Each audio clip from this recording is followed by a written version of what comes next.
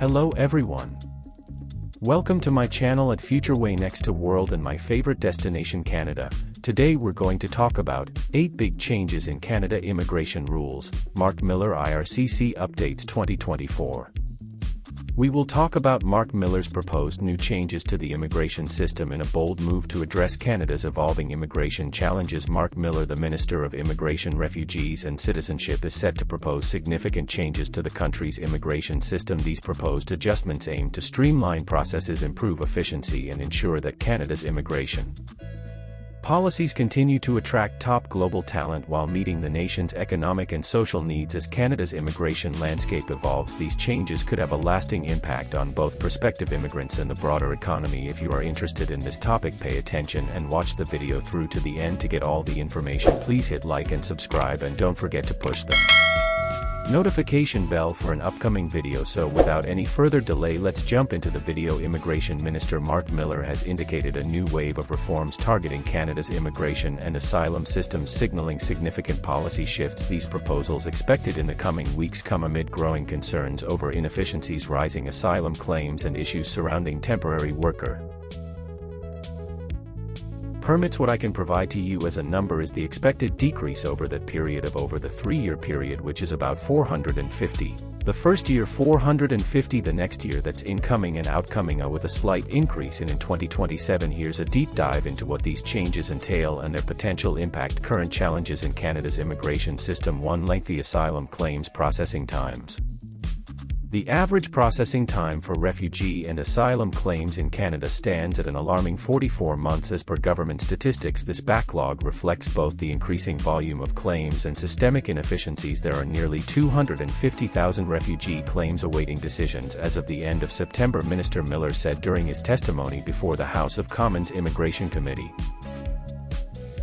Since January 2024, only 48,000 claims have been processed, a figure that underscores the urgency for reform. 2. Inland asylum claims on the rise. Inland asylum claims, which require applicants to have been in Canada for at least 2 weeks before filing, are another growing concern. Between January and September 2024, only 635 such claims were processed, according to Miller. Many of these claims stem from individuals counseled to file unjust asylum applications due to diminishing options for a legal residency. 3. International students, adding to the burden. An increasing number of international students are filing asylum claims despite having very little hope of approval. Miller emphasized the temporary residency must be taken at face value, stating it is not a right to become a permanent resident or a Canadian citizen. That's something I firmly believe in. Marc Miller working on new immigration reforms. Minister Miller outlined several reforms to address the systemic challenges. 1. Overhauling the asylum system. Acknowledging inefficiencies, Miller reiterated his commitment to reforming the asylum system. The aim is to streamline processes and ensure genuine refugees receive timely support while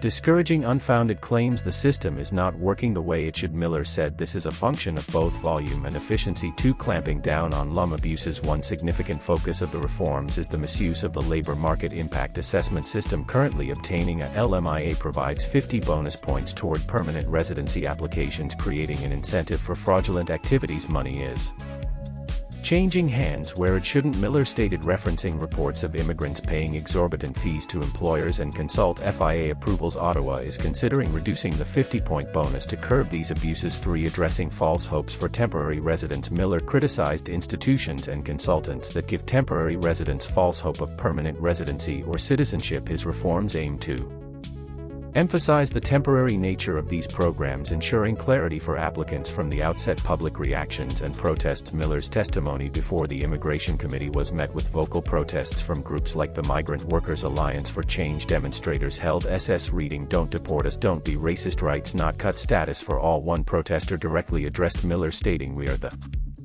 people you're trying to kick out of this country." Parliamentary Protective Services escorted approximately 20 protesters out of the building following the minister's exit. "As I said to you before, just like the vast majority of people that come to the country on a temporary basis, the vast majority leave. In some cases, increasingly many, I will concede, people decide to choose. They are in a situation of irregularity in That case, once they have exhausted their remedies, they are removed by CBSA. Political and social implications. One criticism from opposition parties. NDP immigration critic Jenny Kwan accused the government of scapegoating migrants for systemic issues like Canada's housing crisis. Kwan questioned whether recent immigration changes were fair to temporary residents and international students. Miller responded that while compassion is necessary, permanent residency and citizenship must retain their value. It doesn't mean that you treat people unfairly, he said, but the reality is that not everyone can stay here too. Public sentiment on temporary residency. Miller emphasized that temporary residency should remain a short-term arrangement unless explicitly designed otherwise. Being in Canada temporarily has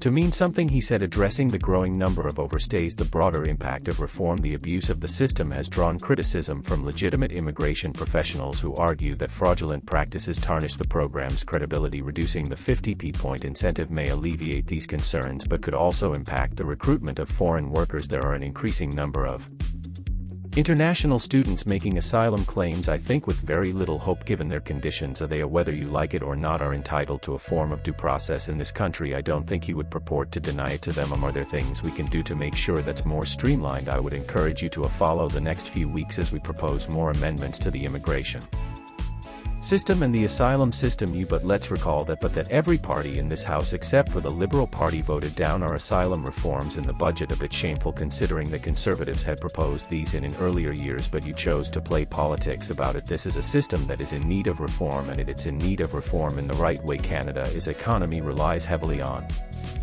temporary foreign workers, particularly in industries facing labor shortages. Striking a balance between economic needs and curbing exploitation is a key challenge for policy makers. Future directions. Minister Miller hinted at additional reforms aimed at tackling inefficiencies in the immigration system. He also acknowledged the complexity of the asylum process, stating that some asylum seekers are guided by false expectations. Ottawa plans to introduce measures to dismantle immigration scams, particularly those targeting vulnerable individuals. Miller called for a cultural shift among employers and immigration consultants to uphold ethical practices. With almost 4 years required to process asylum claims, the government aims to expedite decision-making while maintaining fairness. This includes potentially increasing resources for immigration tribunals and improving case management systems. A pivotal moment for Canadian Immigration Minister Marc Miller's proposals mark a critical juncture in Canada's approach to immigration and asylum. While the plan reform norms aim to address inefficiencies and exploitation, they also highlight the delicate balance between compassion and policy enforcement. As